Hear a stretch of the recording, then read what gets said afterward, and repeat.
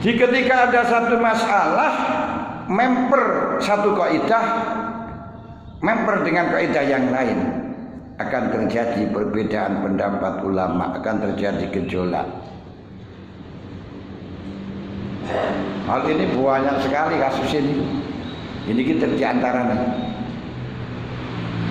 Kalau kita mengikuti kepada seorang imam, kita anggap imamnya itu bisa baca Fatihah, ternyata setelahnya sholat dia tidak bisa baca Fatihah, gak sah sholat. Kita anggap dia itu orang muslim, ternyata imamnya kafir, gak sah sholat makmum. Kita anggap dia itu bisa baca Fatihah, ternyata tidak bisa baca Fatihah, gak sah sholat. Dalam kaidah la ibrata fi dzan al-bayyin khata'uhu, kita mempunyai dugaan sesuatu ternyata enggak sama atau enggak sesuai, salah, maka enggak dianggap dalilnya.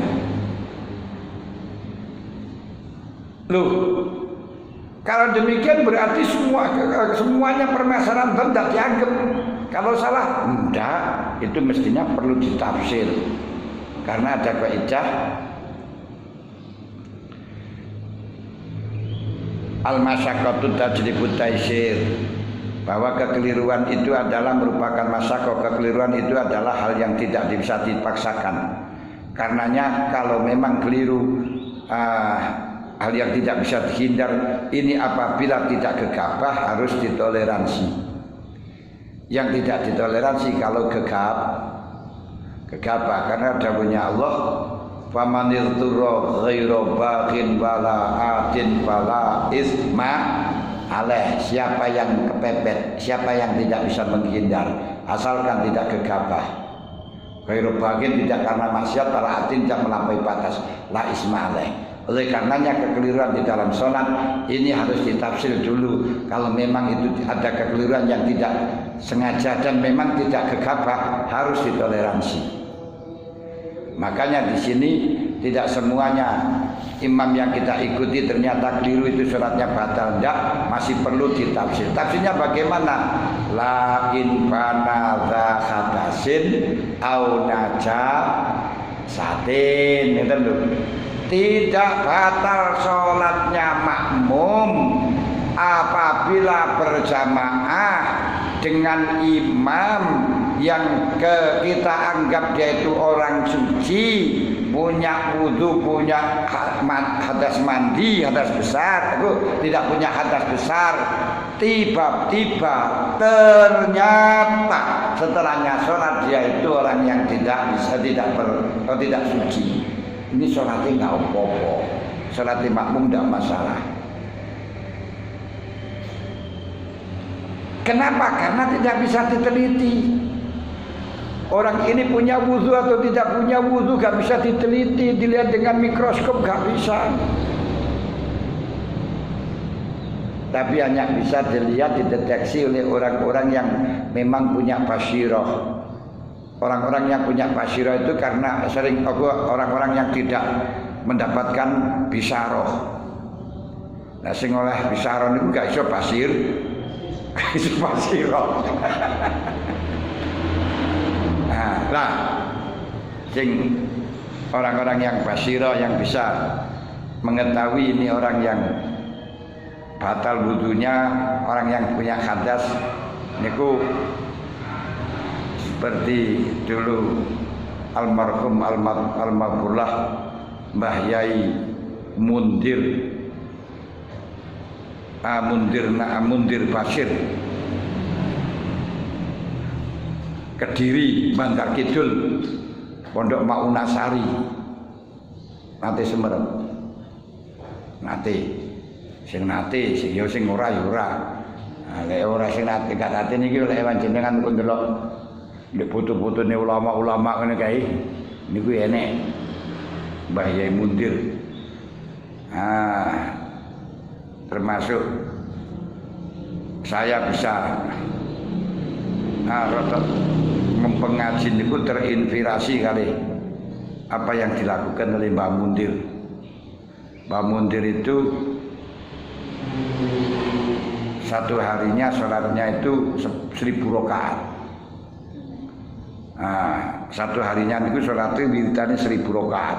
Mulane bathuke ngapal 1000 rakaat ben dina. Setiap hari Jumat itu Jumatane di Kediri, tenan Lirboyo. Mungkin ganteng putih. Lakin mali lek salat niku salat sunat gak biasa, iktidal gak biasa jurus bena sajdaten. Mantul rukuk 18 sujud, mari sujud maka sujud maneh. Ya piye kanjene 1000 rakaat untuk nututno panjenengan jok niru. Wong salate kurang rakaat niru ngono. Nirune padha 1000 rakaat ayo gak apa-apa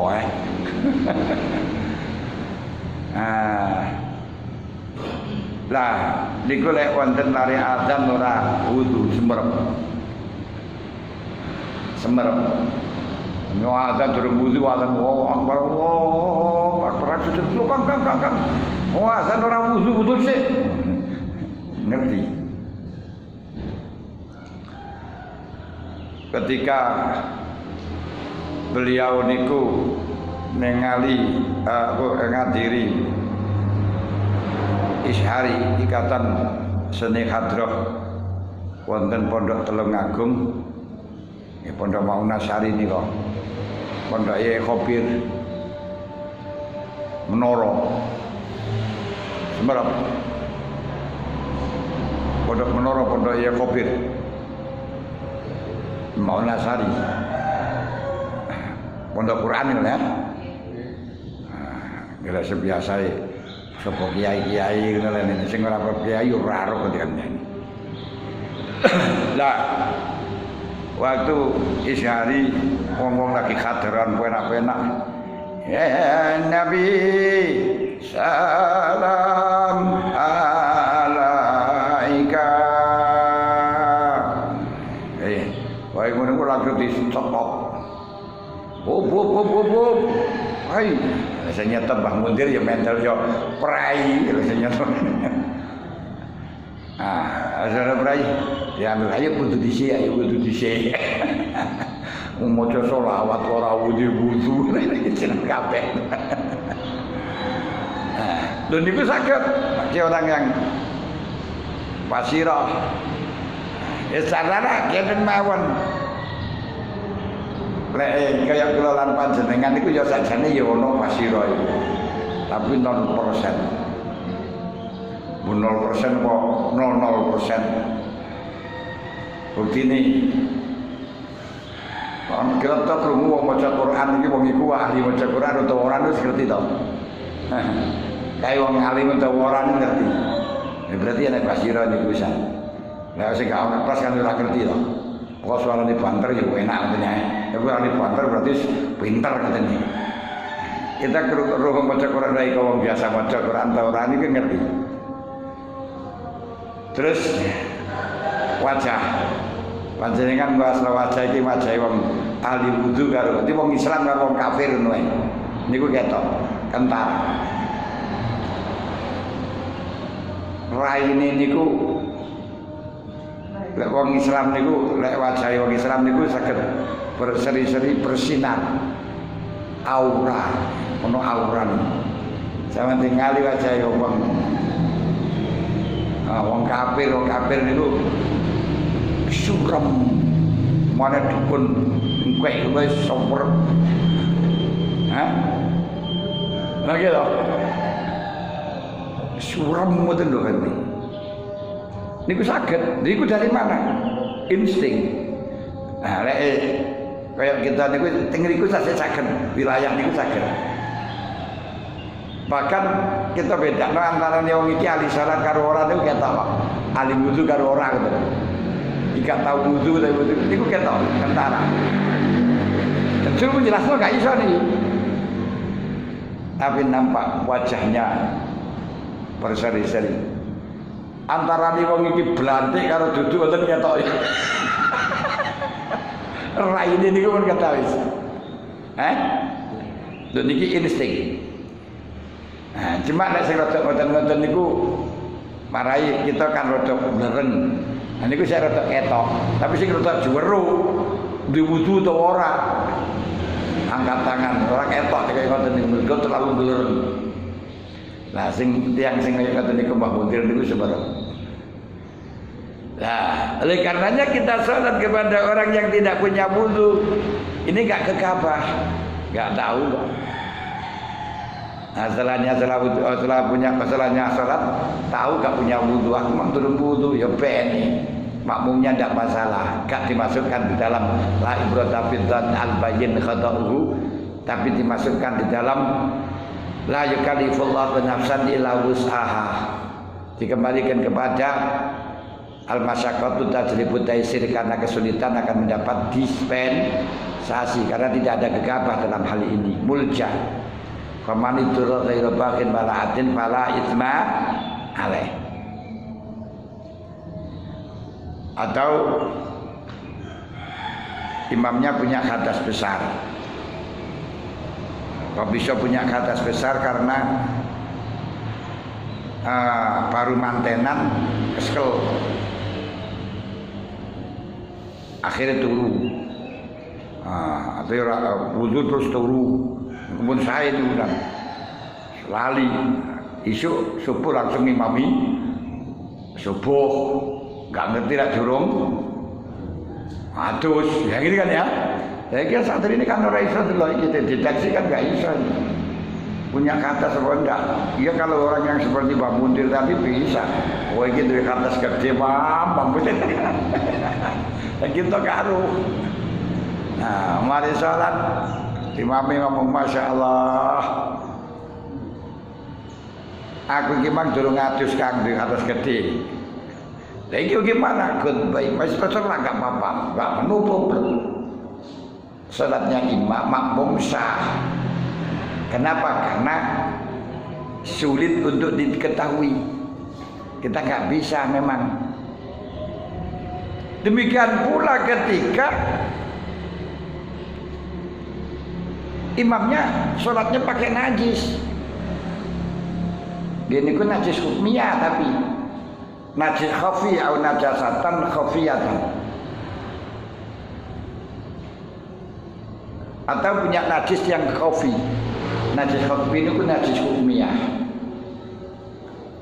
Ada sarung baru diombolin anaknya, disampirin, lupa nggak langsung dicuci. Masalahnya wong lanang itu biasa kalau kotor itu dicantol-cantol noni wong lanang. Nah, wong wedok kan langsung dikasih timbong lho ya. Nggih, niku pun ngoten wae nek sing ana wong wedok niku jan penak. Wong kata kula dhewe niku golek klambi menadi to tak dikek klambi. Oh, ditimbong lho. Lho napa? Nek sing nglebokno timbo jane sing wedok niku. Karena itu ya cantolno ae. Masih mari kuyuan cantolno. Marono lama-lama lali terus terus gak mampu kan rene anune. Nah, terus baru ingat. Nah, ternyata sholatnya imam punya najis. Ini makmumnya apa problem? Gak apa-apa. Kenapa? Karena memang tidak mampu untuk menanggulangi. Karena gak mampu. Jadi artinya kita gak gegabah. Dan tidak mampu menghindar. Gegabah tapi mampu menghindar, ini akan mendapatkan pertanggungjawaban. Contoh, kita puasa dipaksa untuk mokel. Waktu poso terus dipaksa mokel. Saya nggak sholat posonya, batal nggak posonya. Ini masih ada dua kemungkinan. Kalau menurut kaidah yang umum ya nggak sah. Kenapa kok tidak sah? Karena tidak batal. Kenapa? Pada jeribul masyaqqatut taysir, karena dipaksa itu tidak bisa tidak termasuk dimaafkan ke apa-apa. Namun untuk tidak opo-opo niku ini masih ada klasifikasi lagi antaranya hukum wad'i dengan hukum taklifi. Lek dosa mesti ora. Mokel dengan dipaksa terus niku gak dosa. Tapi lek batal gak posone perlu diketahui bahwa mokel niku adalah hukum wad'i. Dengan sengaja tapi berarti batal posone. Bodoh karena apa? Orang yang makan dengan olah dengan perbuatan selama dia itu sebenarnya mampu menghindar, ini tetap bisa batal tapi gak berdosa. Seperti halnya orang sakit, wong sakit oleh gak mokel, oleh gak poso, oleh mokel gak dosa karena gak bisa. Tapi karena dia kan bisa dengan perbuatannya. Oleh karenanya walaupun tidak batal, aku tidak apa-apa, tidak berdosa, tapi ya batal. Artinya wajib kodok. Nah, berarti orang yang makan karena dipaksa tadi, kalau tidak mau akan dibunuh, ini hanya boleh mokel karena menyelamatkan diri dari pembunuhan. Berarti bodoh karo boleh mokel menyelamatkan dirinya dalam waktu sakit, tapi tetap kodok.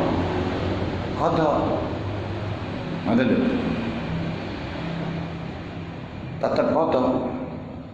Jadi perseberangan dua kaidah. Dari menolaknya itu seperti kita sholat tengah-tengah sholat kentut tawud, mestinya karena tidak sengaja berarti batal sholat. Kalau nggak sengaja berarti sholatnya nggak batal. Lalu kalau nggak batal, ya langsung wudu, setelahnya wudu diteruskan sholatnya. Tapi kalau kita lihat hukum wad'i, karena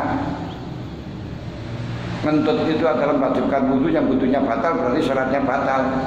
Ya maka kalau menurut pendapat itu berarti karena wudunya batal ya sholatnya batal. Ini yang mayoritas. Ini karena ada dua kaidah yang bertentangan, yang berbeda. Itu nanti banyak sekali satu hukum yang menghadapi dua kaidah ini. Termasuk ketika kita membaca iftitah tidak membaca Fatihah, imamnya baca Fatihah. Soalnya itu imam rukuk, kita sebelum baca Fatihah akan dimaafkan tiga rukun apa tidak? Ini ya khilafiyah. Satu mengatakan la ibroda fitan al-bayin khota'uhu, berarti tidak dimaafkan, nggak bisa ditoleransi ketinggalan tiga rukun. Kenapa? Karena kamu walaupun kamu mempunyai dugaan bisa menemukan imam, tapi kenyataan tidak, maka anggapanmu tidak dianggap. Berarti ketinggalan dua rukun batal. Yang sehingga ketika kita belum baca Fatihah, kemudian imam sudah i'tidal, kita harus mufaroqah. Berarti kalau tidak mufaroqah batal sholatnya, sebab maju kena mundur kena. Ketika imam pisah dari i'tidal, kita ketinggalan dua rukun dengan terus menerus, berarti batal sholatnya. Tapi ketika kita ikut sujud belum baca Fatihah, ya batal sholatnya. Ini satu kaidah dengan pakai la ibrata bidzan al-bain khata'uhu. Tapi kalau kita lihat paman itu bagian para atin para ismaileh, kita tidak ada unsur kesengajaan. Makanya tidak diatatrapi oleh Allah karena rufi'an umatil khata' wa nisyan wa maustiqrubihi. Berarti ketika kita belum baca Fatihah karena baca iftitah, sebab mempunyai dugaan akan menemukan zaman untuk baca Fatihah, dan ternyata gak menemukan zaman untuk baca Fatihah karena imam rukuk, maka tidak boleh kita mengikuti, tapi nanti tiga rukun dimaafkan sebagaimana yang terangkan kemarin. Mergo apa? Tidak gegabah. Betul. Ini semuanya didelok teng niku gegabah apa ora gegabah. Lah, dalam pertentangan ini termasuknya juga mengakibatkan perbedaan pendapat ulama yang sangat tajam, diantaranya orang yang mati karena latihan. Latihan menggunakan ular sulapan, menggunakan ular menggunakan api, awake digoreng, apa ndase digoreng api, atau dia masuk di dalam kobaran api, selain-lainnya ampuh, atau dipotong lehernya dengan pedang seperti dabus itu kan, nah, ilate di iris karo berang, ternyata mempan sungguhan, dosa enggak? Ini khilafiyah di antara ulama. Satu mengatakan raibut tapi dan albayin khotoiu, kalau syaratnya selamat akibah, mati syahid, bukan mati syahid. Tapi satu pendapat itu mati syahid. Kenapa? Karena Donu Salamah dia mempunyai dugaan selamat, asalkan dia lihir, asalkan dia itu orang yang memang biasa, sudah ahli. Loh, ini dua kaidah ini nggak bisa sinkron, akan selalu bertabrakan. Hukum ngoten niku perbedaannya. Makanya kalau ada orang mengatakan kenapa kita mengikuti pendapat ulama langsung baca Quran hadis, wah ini orang yang sangat bodoh dan bodoh ini nemen. Wadrat, mereka gak ngerti, dianggap Quran itu kamus langsung hukumnya jelas, murah. Saya banyak beberapa perhasilan terus antara satu dengan yang lain banyak tabrakan. Berarti kesimpulannya di dalam hal ini kita meningkatkan batalnya imam. Kita menekatkan sahnya sholatnya imam, berarti tidak menekatkan batal, dan ternyata imamnya batal. Itu kalau memang makmumnya gegabah dihukumi gak sah sholatnya, berarti wajib mengulang. Tapi kalau makmumnya tersebut tidak gegabah, ini sholatnya sah. Jadi kalau gegabah tidak sah, kalau tidak gegabah sah. Contoh yang gegabah, ketika imam nyonoleh Islam tapi kafir, itu gegabah. Masalahnya orang Islam kalau orang kafir mesti kena nampak lah. Nah gini. Terus termasuk antaranya imam sini sama maca Fatihah dengan yang tidak, itu nampak jelas nih. Ini yang gegabah. Atau najis yang najis mengenok, najis ain, ketok. Imam mumi enggak roh itu ya gegabah. Karena enggak hati-hati. Tapi kalau najis yang khafi, najis hukmiyah, karena memang sudah tidak ada najisnya, tidak ada baunya, tidak ada rasanya, tapi hanya belum dicuci begitu saja, ini enggak masalah. Kenapa? Memang tidak bisa gegabah, tidak ngerti, enggak bisa. Lapar itu enggak batal. Nah, pelanggarannya berarti jika penyebabnya batalnya itu khafi, samar, maka tidak membatalkan sholatnya makmum. Kalau penyebab batalnya itu nampak, jelas, pelok-pelok, maka batal sholatnya makmum karena dianggap gegabah. Sakit paham? Lihat, baleni sepisan, mereka gak paham mana ya wis. Berjamaah dengan imam yang dianggap sah, ternyata tidak sah. Apakah sholatnya makmum batal? Masih perlu ditafsil. Kalau penyebab batalnya imam ini dengan sebab yang khafi, sebab yang samar, artinya makmum mau mendeteksi, melihat gak bisa sholatnya makmum gak apa-apa karena tidak dianggap gegabah. Contoh nih, imam nganggo sarung najis sing khafi, najis hukmiyah, baru dikencingin adaknya, tapi gak langsung dikumbah, hanya dicantolkan saja. 5 hari setelahnya dipakai lagi, gak ngerti kalau ada kencingnya. Ini makmumnya kan gak tahu dan tidak bisa dideteksi, gak bisa diteliti, tidak ngenangan gak bisa. Maka ini sholatnya makmum gak batal. Tapi kalau sebabnya sebab yang dohir, yang jali, kita berjamaah, kita anggap makmum yang ngerti baca Fatihah, ternyata tidak, ini enggak sah. Kenapa? Itu wong iso maca Fatihah karo enggak kan yo mestinya yo kita tahu tuh ha. Di antaranya yo salat jahri kok diem saja. Mesti kan dibanterno ora wani berarti gak sah iki. Imame ora beres ya. Gak wani banterno. Ngoten lho. Atau karena najis sing jali. Najis sing jali niku umpama makmum niku neliti ana iki batal salate makmum. Karena enggak hati-hati. Ngoten lho. Pun dikiasakan sampean. Imamnya junub, gak ngerti kita. Mari junub langsung jadi imam, terus mari ngoten kita sholat bersamaan dengannya. Gak batal bagi kita lek gak tahu. Kenapa? Hadas junub gak bisa didetek. Nah, gak bisa kita angen-angen terus ketok boten gak bisa. Mulane akhirnya mari jadi ngopo ya gak batal sholatnya. Aku sholatnya gak. Karena ora iso ora batal mergo ora gegap. Ngoten lho. Saged paham? Insyaallah. Kaidah ngene terus prakteke panjenengan kok teko nang atine dhewe, lha iki mami batal wajib ngalini apa ora? Deloken niku penyebabe apa? Penyebab yang jelas cuma kita gegabah atau penyebab yang samar dan memang kita tidak bisa mendeteksi, tidak bisa meneliti, berarti enggak apa-apa, ngoten lho. Enggak dosa, ngeten iki.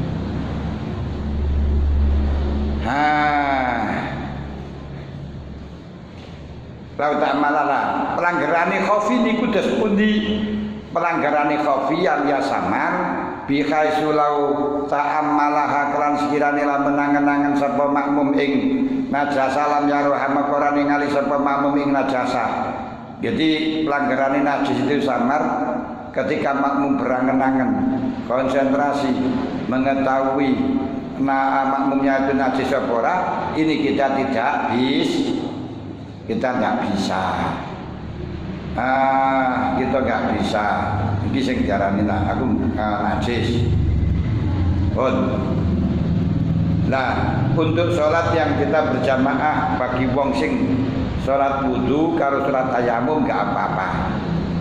Sing terpenting pelanggarane imam sing sah jadi imam niku kapan-kapan imame sholat sah dan gak wajib baleni makmume sah. Kapan-kapan imame niku sholat sah gak wajib baleni, maka sholat makmum sah.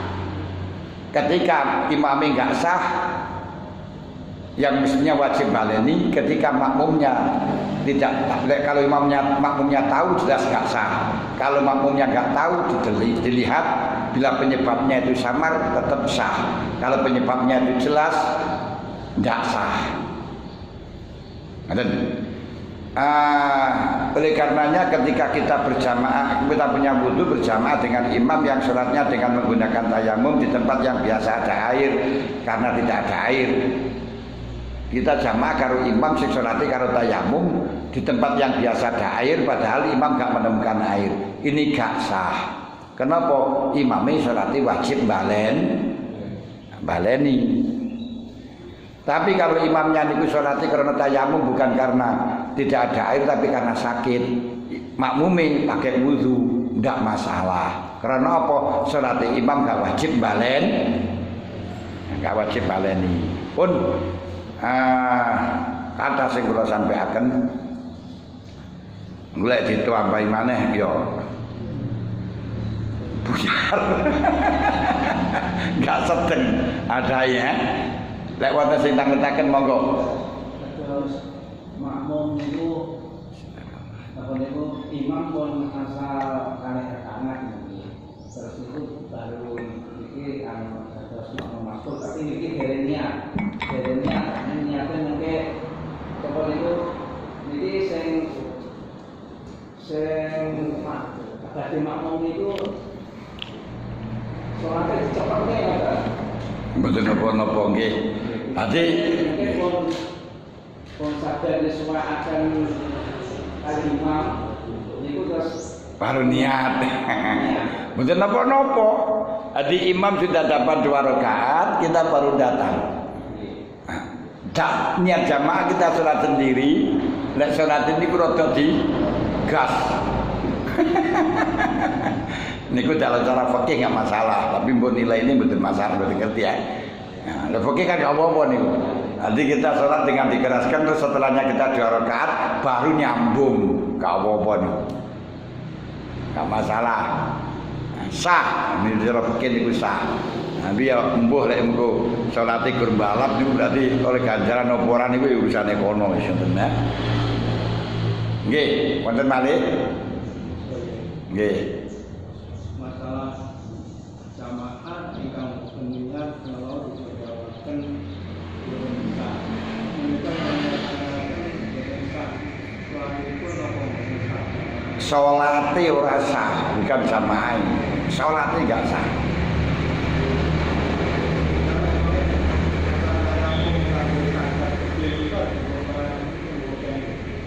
Napa?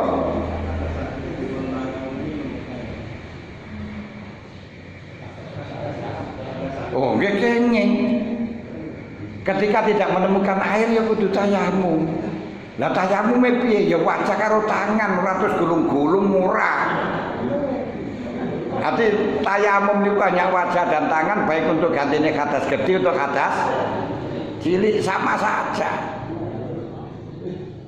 Ngoten lho. Ora terus mari ngono lek gantine adus berarti tayamume kudu gulung-gulung wah fatal. Nggih, terus wonten malih. Nggih, sing jenenge cedhek mung, kene sing cedhek. Sing dhisik. Nggih, pun monggo pun. Monggo. Nggih. Sahur. Dikodok. Ya kodoke zuhur enek kodok Jumat. Jadi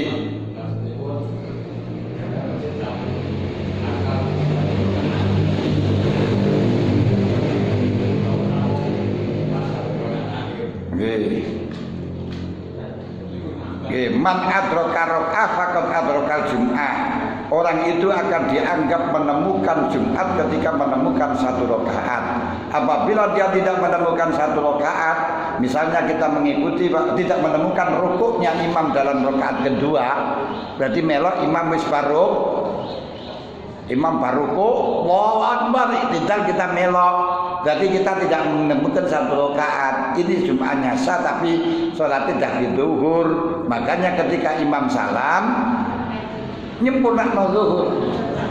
Niatnya Jumat, bentuknya sholatnya zuhur. Kenapa? Karena tidak menemukan Jumat. Ini sama halnya dengan jamaah Jumat. Sholatnya Jumat duha, waktu maca khutbah, mari maca khutbah terus sholat Jumat 2 rakaat. Lah karek salami tok niku lho kok sholat zuhur ya waktu zuhur habis. Waktu zuhur habis. Ini ya wajib nambahi 2 rakaat.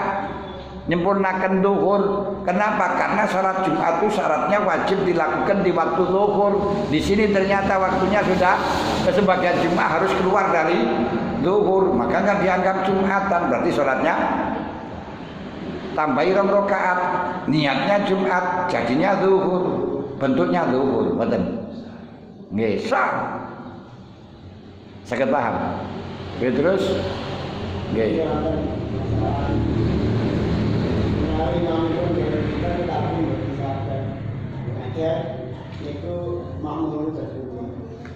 Se mak tiyang nggih pinter tapi mboten saged.